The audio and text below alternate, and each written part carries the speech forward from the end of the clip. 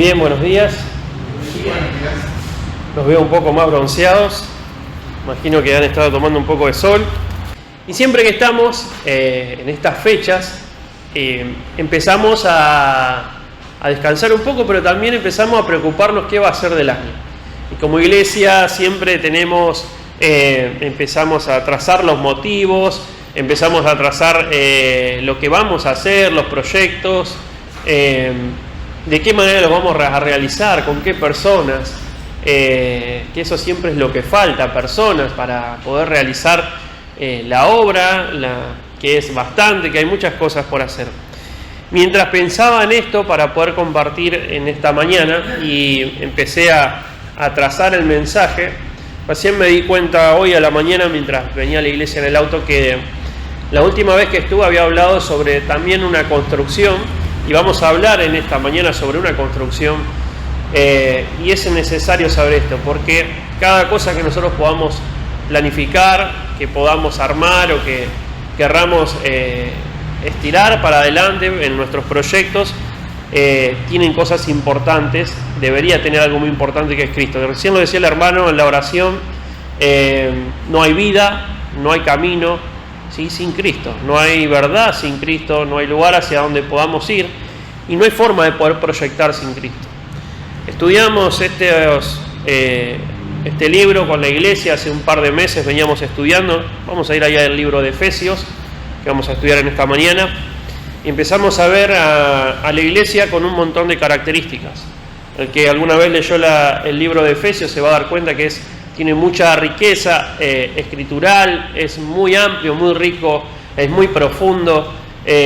Muchos teólogos dicen que es la joya de las cartas que Pablo escribió en su profundidad, pero otra de las cosas que tiene es lo claro que es Pablo en cuanto a la iglesia, las cosas que Pablo escribe para identificar a la iglesia. Y allí en el libro de Efesios, desde el comienzo, Pablo comienza a escribir y relatar el propósito eterno de Dios para con sus hijos, pero también para con su iglesia. Todo lo que Dios preparó de antemano, un objetivo claro, una meta, un propósito claro para su iglesia. Entonces, en los capítulos posteriores vamos a ir encontrando a la iglesia como una familia, vamos a ir encontrando a la iglesia como un edificio, vamos a encontrarla como un ejército, ahí en el capítulo 6, que Pablo empieza a detallar lo que es la lucha espiritual y las armas, pasajes muy conocidos. Pero me quería quedar en esta mañana con la iglesia como un edificio de Dios, si tuviéramos que ponerle algún título al mensaje, pero puede ir dándose el título solo. Y me quería quedar con esto que es importante porque muchas veces, y me quedé pensando en la oración del hermano, corremos al Señor de ese lugar y es en vano todo lo que nosotros podamos hacer.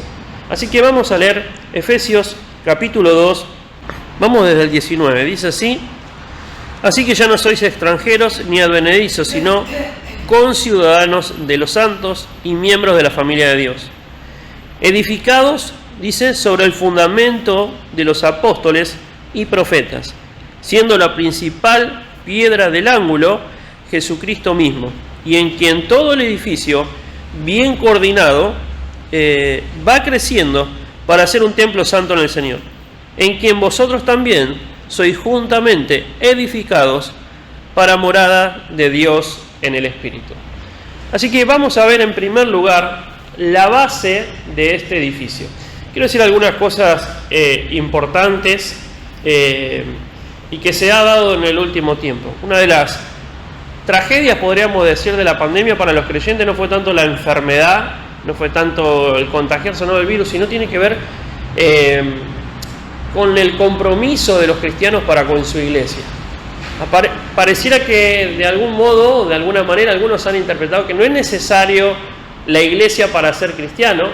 Esto contradice con un montón de principios y ordenanzas bíblicas. No existe, eso es una mentira, no es una verdad, pero muchos así lo entienden. De hecho, podemos llegar a compartir con algunas personas que profesan ser cristianas y entienden esto, que no es necesario ser parte de una iglesia, no es necesario congregarse, y bueno, tantas otras cosas más. Pero muchas veces nosotros, entendiendo esto, no le damos la importancia que esto tiene, que esto requiere, y lo vital que es para nosotros. Lo vital que es para nosotros. Por eso, en primer lugar, vamos a ver la base del edificio. Como toda base, siempre es necesario que sea sólida. Yo recuerdo que la última vez que vine había sucedido algo, creo que se había quemado alguna parte, si no me equivoco, algo, corregime, algo así. Créanme que si el edificio no fuera lo suficiente firme y estable, hubiera tenido un montón de daños estructurales. De la misma manera, no tendrían este piso, y creo que la cancha está arriba, si no me equivoco, no podría resistir, menos si vienen algunos pesaditos como yo a jugar. Si la base no está firme, lo que sucede es que todo se desploma. Por eso es importante la base de este edificio, de esta iglesia, de esta casa de Dios, de la cual todos somos parte. Y no estoy hablando de una estructura material, sino estoy hablando de una estructura espiritual. En primer lugar, vemos ahí, versículo 20, dice, edificado sobre el fundamento de los apóstoles. Edificado sobre el fundamento de los apóstoles. Y dice seguidamente, siendo principal piedra del ángulo, Jesucristo mismo. Vamos ahí con esta segunda parte, la base del edificio. Cristo es la piedra angular y fundamental. Y esto era sumamente importante en las construcciones antiguas, porque alrededor de esa pieza, que es esta piedra fundamental, se iba construyendo todo lo demás y tenía que ser lo suficientemente fuerte, lo suficientemente estable para poder soportar toda la construcción. Vamos a ir a buscar 1 Corintios, capítulo 3, versículo 11. El apóstol nos va a dar un poco de luz sobre este concepto. Dice, capítulo 3, versículo 11, dice, porque nadie puede poner otro fundamento que es el que está puesto, el cual es Jesucristo. Jesucristo. Si se ha de edificar una iglesia espiritual, si las metas, si los proyectos que tenemos se han de edificar y queremos que tenga el crecimiento que debe tener, deben estar fundadas sobre Cristo. Él es la piedra angular, Él es el fundamento de este crecimiento. Sobre Él se apoya todo lo demás. Después vamos a ver algunas características importantes en cuanto a las imágenes del edificio, porque eso también nos muestra dónde nosotros estamos ubicados y dónde el Señor está ubicado en nuestras vidas y en la iglesia.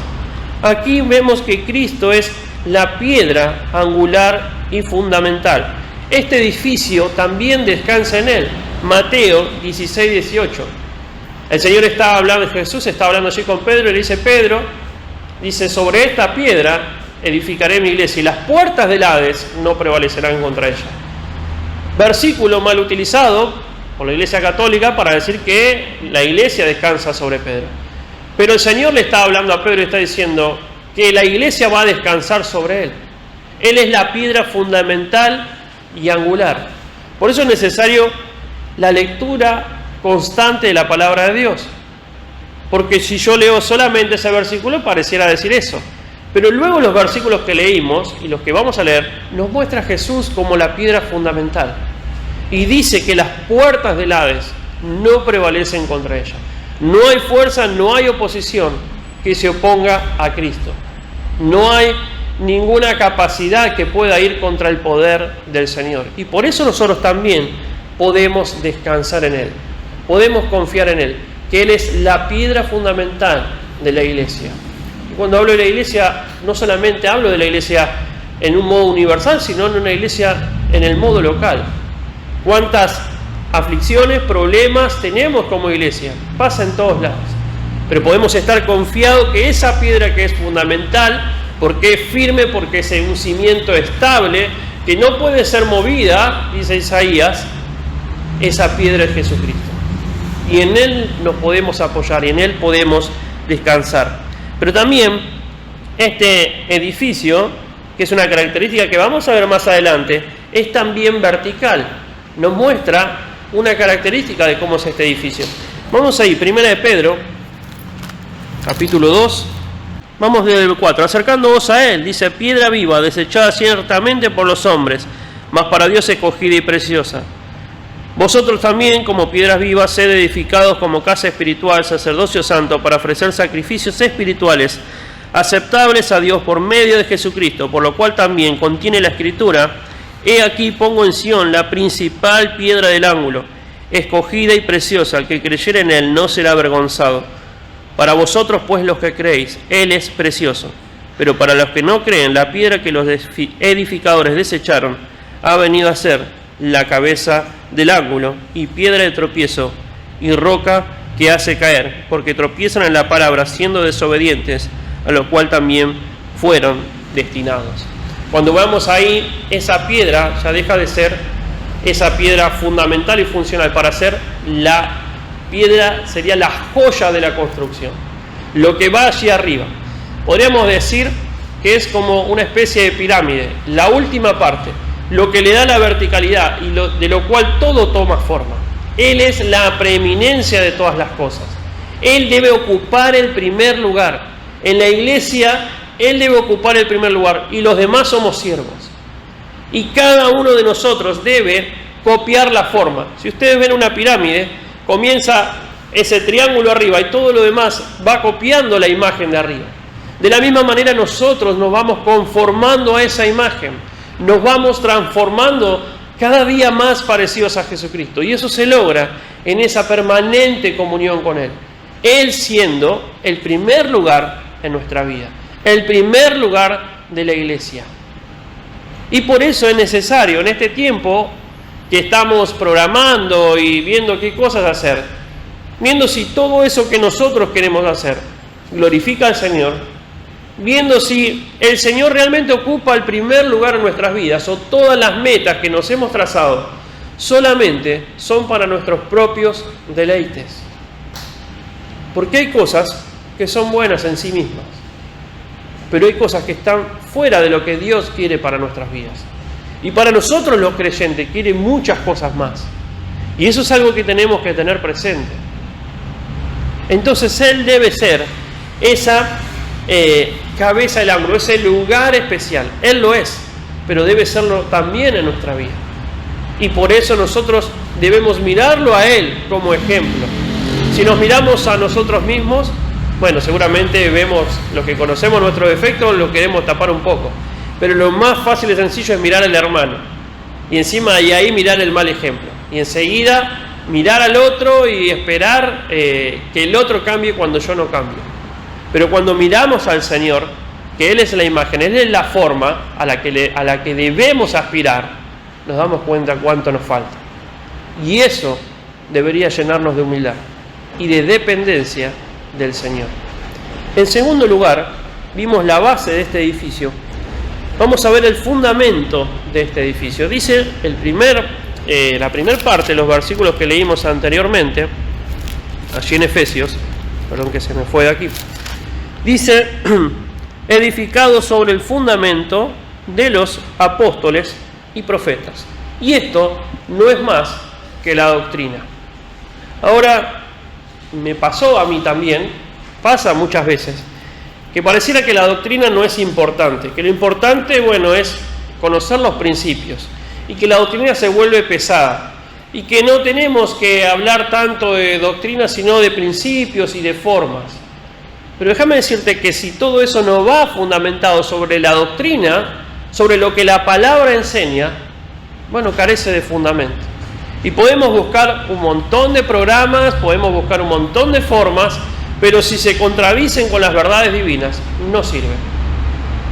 Muchas veces tenemos también la intención de medir el éxito de acuerdo a los parámetros que no están de acuerdo con la palabra de Dios. Y pensamos que una iglesia exitosa es una iglesia que está llena. Déjame decirte que no es así, que no todas las iglesias están llenas. En más del 90% no es así, y si hablamos en números, más del 95% no llega a los 100 miembros, y de ahí vamos para abajo. Y eso no nos debe desalentar. En lo cual debemos medir el éxito es en la consistencia de lo que hablamos, lo que estamos predicando, si lo que estamos predicando es realmente lo que la palabra dice. Si nosotros los que estamos acá, seamos uno, seamos 20, 50, 100, 1000, nos adherimos a lo que Dios dice, somos obedientes y consecuentes con nuestra vida. y si hacemos lo que el Señor manda. Que una de las cosas principales es proclamar el Evangelio. Hay un montón de citas donde Pablo habla a Timoteo, habla a Tito, a otros ancianos, y él los instruye en cuanto a un montón de situaciones en la iglesia. Pero no les habla nunca de la cantidad. Les habla de las cosas que ellos deben hacer. No les habla tanto de los resultados, sino de los métodos, de las formas, de lo que ellos deben cuidar, de cómo predicar la palabra, de lo necesario e importante. Y luego el resultado lo da Dios. Pablo está hablando y dice, bueno, miren, yo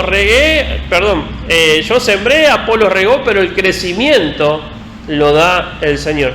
Les cuento solamente una breve experiencia de nuestra iglesia. Hace un tiempo empezamos a tener la cena más temprano, entonces después nos vamos a evangelizar.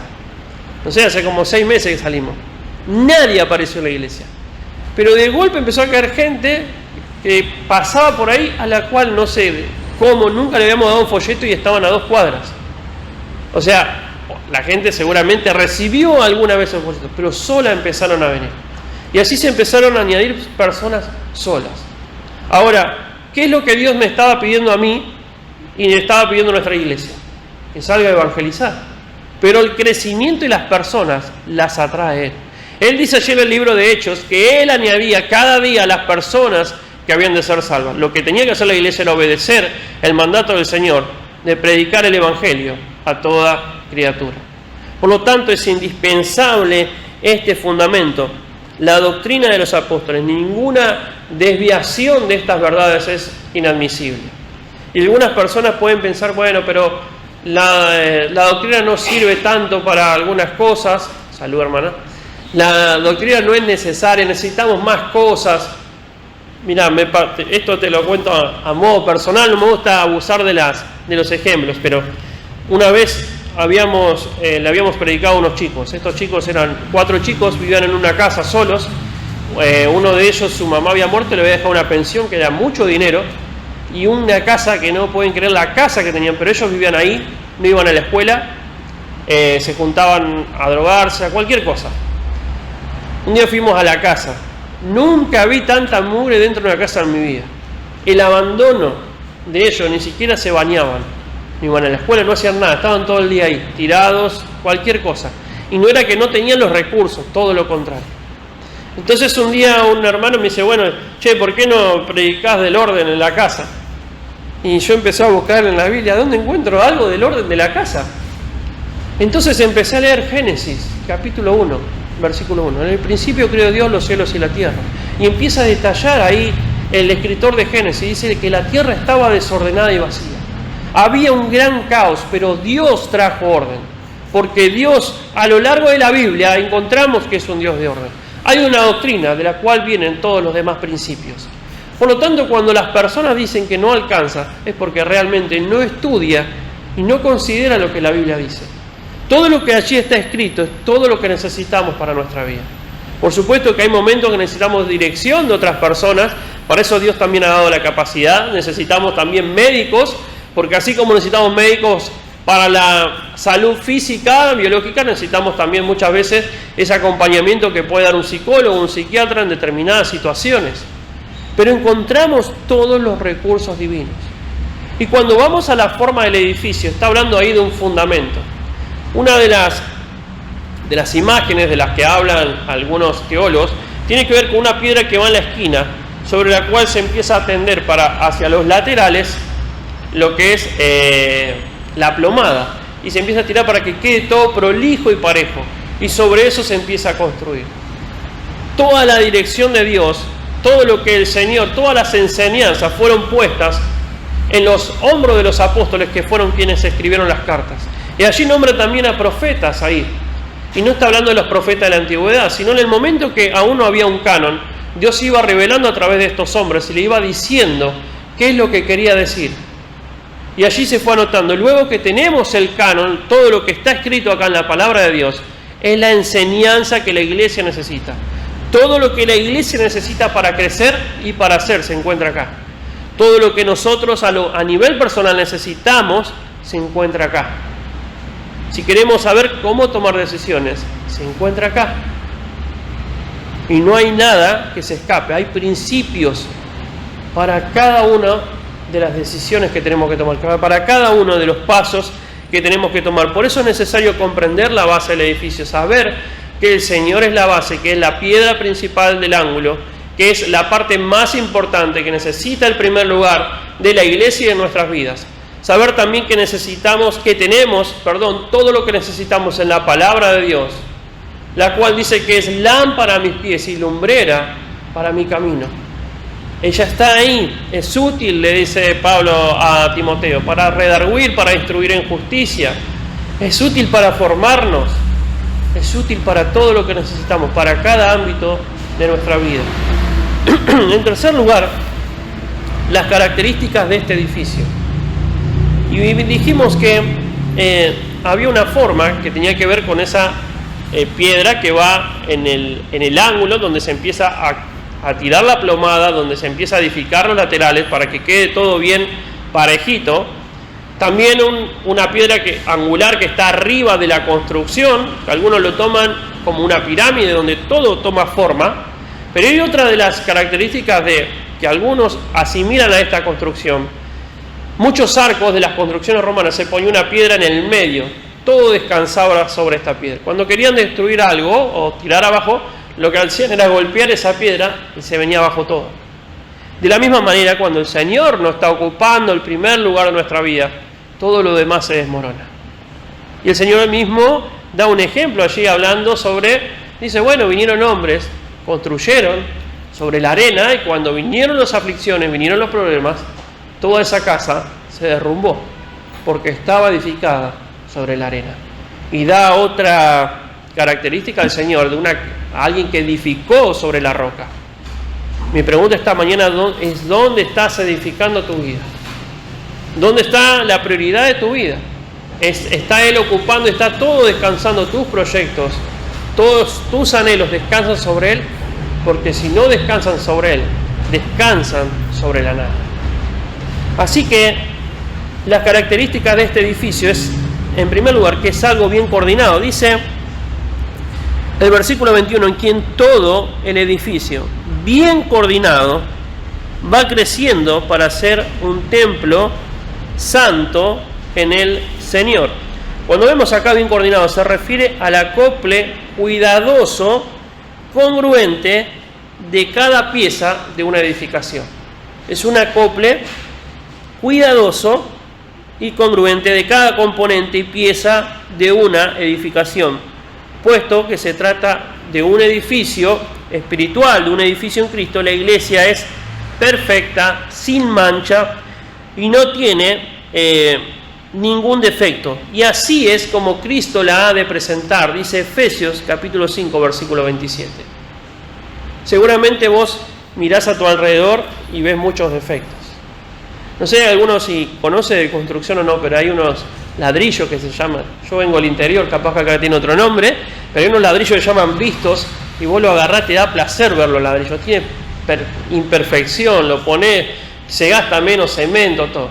Pero hay ladrillos, hermano, que son horribles y que se gasta cemento, tenés que andar puliéndolo, tenés que andar acomodándolo, tardás un montón. Seguramente cuando vos mirás a tu hermano lo ves de esta manera, no lo ves como ese ladrillo lindo, vos ves y ves un montón de imperfecciones. Pero cuando el Señor nos ve a nosotros, a pesar de nuestras imperfecciones, nos ve ya con esos cuerpos glorificados. Nos ve ya como si ya estuviéramos con Él. Una de las cosas y características que tiene el libro de Efesios es que dice que nosotros estamos sentados con Cristo en los lugares celestiales. Por lo tanto, mientras estamos acá, ya estamos allá. Ya somos perfectos para Él. Aunque cada día, mientras estamos acá, nos vamos perfeccionando de acuerdo a su imagen. Y esto es notorio para aquellos que están a nuestro alrededor, para nuestros hermanos y para aquellos que no conocen al Señor. Pero así es un edificio bien coordinado. Y esto nos habla de un cimiento estable y de una estructura que es estable. Nosotros somos estables porque la base es estable. Podemos muchas veces parecer que temblamos ante un terremoto, ante una situación, pero la base está firme, nosotros estamos firmes, porque Él está firme. Y ahí decía Pedro, que nosotros, dice, somos piedras vivas. Así que cuando vemos también esto, vemos que es un edificio vivo. Y esto nos habla de un edificio que está en constante crecimiento. Dice, no solamente que este edificio está bien coordinado, sino que va creciendo. Y esto no es así porque cada vez los creyentes van siendo añadidos de manera continua. Seguramente acá hay creyentes de muchos años, hay creyentes que son más nuevos, otros más nuevos, y vendrán más. Y es así porque el Señor va a añadir. No se preocupen si son pocos o si son muchos. Preocúpense por predicar el Evangelio, por mantenerse fiel a su palabra. Y el Señor, si a Él le place, va a traer a aquellos que han de ser salvos. Si esto no fuera así, entonces diríamos, por ejemplo, que Jeremías, un profeta del Antiguo Testamento, el predicó a todo el mundo, no se convirtió nadie, entonces era un fracasado. Y no es así. Y seguramente tendrá una gloria mayor que tal vez un pastor que tenga una iglesia grande y próspera. Porque lo importante es la obediencia al Señor. Eso es lo importante. Es un principio que recorre toda la palabra de Dios.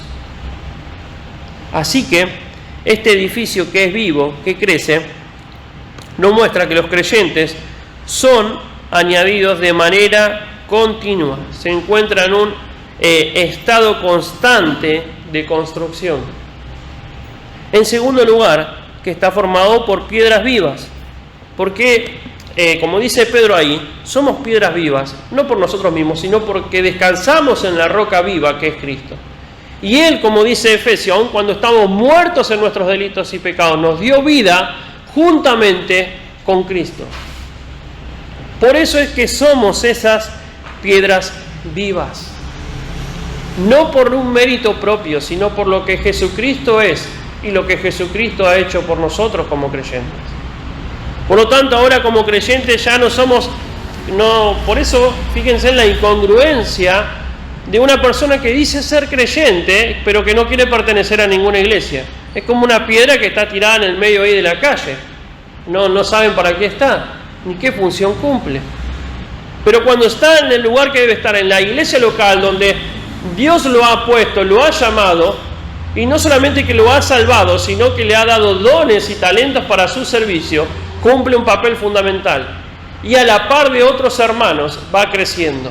Y también sirve de soporte para la otra parte de la construcción. Para los que están arriba, para los que están alrededor. Por eso es vital, de vital importancia, nuestro papel en la iglesia. Nuestro compromiso con la iglesia. Porque es nuestra iglesia y es la iglesia de Dios. Y tu hermano, el que está al lado, que tal vez no soportás mucho, también fue comprado por la misma sangre de Jesucristo y fue puesto ahí. Y tal vez lo ves como el peor de los ladrillos.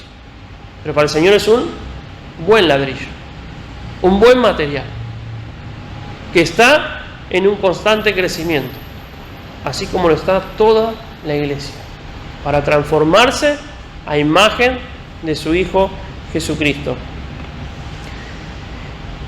En otro punto también, este templo, esta iglesia, este lugar, dice, es todo esto, va siendo coordinado, va creciendo para ser un templo santo en el Señor. Un templo santo en el Señor. Versículo 22 dice, también en quien vosotros sois juntamente edificados para morada de Dios en el Espíritu. Cuando vemos esto, cuando vemos este templo, cuando vemos esta morada, tenemos que hablar de la gloria de este edificio, de la gloria que tiene este lugar, esta iglesia, que no estoy hablando de las cuatro paredes, sino de la que cada uno de nosotros somos parte, y de la que vos sos parte como iglesia local.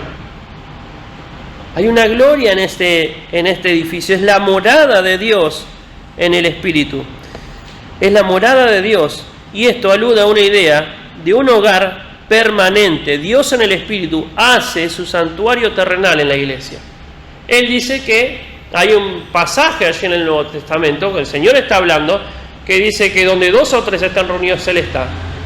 Ese pasaje alude a otra cosa, no específicamente a que el Señor está hablando ahí de un momento donde hay alguna circunstancia especial en que el Señor está de testigo. Pero ese principio se hace ver que el Señor está allí y que el Señor está en este momento. Y por lo tanto debemos tener la capacidad de observar esto, de prestar atención, porque dice que es un templo santo. Salomón edificó un templo y dice, pero ¿cómo es posible que el Dios que ni los cielos de los cielos pueden contener quiera ser morada ahí? Y sin embargo, ese mismo Dios, al cual Salomón entiende que ni los cielos de los cielos pueden contener, no solamente hace morada en su iglesia, sino también en nuestros corazones. Pero acá específicamente estamos hablando de la iglesia. Ese Dios santo está en este lugar. Cuando usted no viene, está dejando clavado a ese Dios santo. Cuando usted no se compromete, cuando yo no me comprometo con mi iglesia local, no me estoy comprometiendo con el Dios santo que está habitando este lugar. Por eso es necesario comprender. Por eso la doctrina nos da todas esas riquezas. Aquellas cosas que solamente los principios por sí mismos no nos pueden revelar. Pero aquí la verdad de Dios nos habla de esto. Dios está aquí. ¿Cuántas veces cantamos esa canción? Pero no nos damos cuenta. Cuando Isaías ve y siente que Dios está ahí, él está en la presencia de Dios, dice, estoy frito, estoy muerto. Y es así. Cuando los discípulos ven toda la gloria, dice que quedaron ahí como muertos. Cuando Juan ve la gloria del Señor, queda como muerto. Hay un temor reverente. Y debe ser así para nosotros. Y como somos nosotros también parte de este edificio y estamos siendo edificados y somos morada para Dios en el Espíritu y hablamos de un templo santo y de un Dios santo, nosotros también debemos vivir en esa santidad. Vamos a 2 Corintios, capítulo 6, vamos del 14 al 7. Dice, bueno, no os unáis en yugo desigual con los incrédulos, porque qué compañerismo tiene la justicia con la injusticia y la comunión, y qué comunión la luz con las tinieblas, y qué concordia Cristo con Belial, o qué parte el creyente con el incrédulo, y qué acuerdo hay entre el templo de Dios y los ídolos, porque vosotros sois el templo del Dios viviente, como Dios dijo, habitaré y andaré entre ellos, y seré su Dios, y ellos serán mi pueblo, por lo cual, dice, salid del medio de ellos, y apartaos, dice el Señor, y no toquéis lo inmundo, y yo os recibiré, y seré para vosotros padre, y vosotros me seréis hijos e hijas, dice el Señor Todopoderoso. Así que, amados, puesto que tenemos tales promesas, limpiémonos de toda contaminación de carne y de espíritu, perfeccionando la santidad en el temor de Dios. Al contemplar que ese Dios habita y ha querido hacer habitación, morar con nosotros, una morada permanente, es que dice el apóstol, hay un montón de cosas que debemos ir dejando, que debemos ir quitando, porque Dios habita en nosotros. Y teniendo esas tales promesas, es necesario que lo hagamos, que lo limpiemos, que empecemos a dejar de lado todo aquello que obstaculice la gloria de Dios. Todo aquello que entorpezca la gloria de Dios. Todo aquello que impida en nuestras vidas que Él sea el primer lugar, la preeminencia. Por eso es necesario que a lo largo de este tiempo nos sentemos, que meditemos bien. ¿Qué es lo que el Señor quiere para nuestras vidas? ¿Qué es lo que yo quiero para hacer para su gloria? Esas son dos cosas que deberíamos tener en cuenta y que muchas veces no tenemos. Planificamos, y digo porque también lo hago, porque muchas veces es así. Planifico también un montón de cosas y luego me doy cuenta que Dios no está en medio de esos planes, que Dios no está en medio de todo aquello en lo cual le invertí tiempo, y el tiempo es algo que no vuelve. Por eso es necesario, hermanos, que el Señor de este lugar ocupe el primer lugar que debe tener.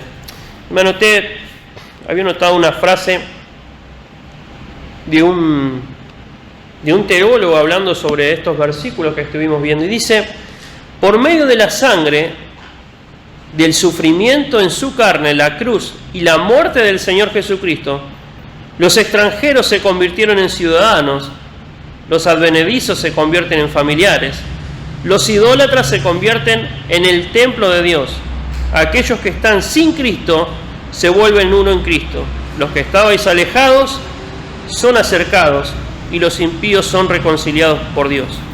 Por medio de Jesucristo hay reconciliación de los hombres con Dios y de los hombres con sus semejantes. Cuando nosotros entendemos también quién es Dios, que Él está en este lugar, que Él es el primer lugar, entendemos también que cumplimos aquí una función importante, no solamente a nivel personal, sino también para con nuestros hermanos. Juan dice, si tenemos comunión con Dios, debemos tener también comunión con nuestros hermanos. Tenemos comunión con Dios a quien no vemos, como no tenemos comunión con aquellos que vemos.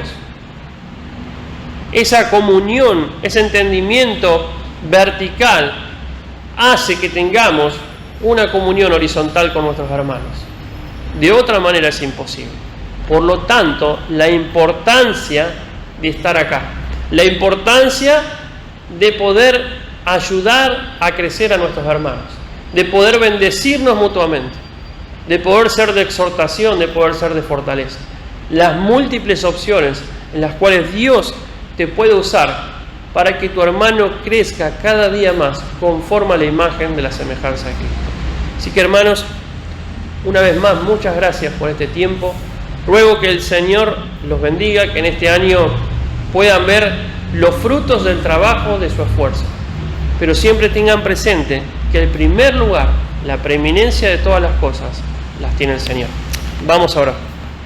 Amado Padre, amado Dios, te damos gracias por este tiempo, gracias porque abrimos tu palabra, Señor, y nos deja perplejos, porque entendemos, Dios, que hay muchas cosas que nos faltan, hay muchas cosas que al comprendernos nos damos cuenta que estábamos equivocados, que íbamos hacia otro lado, Dios.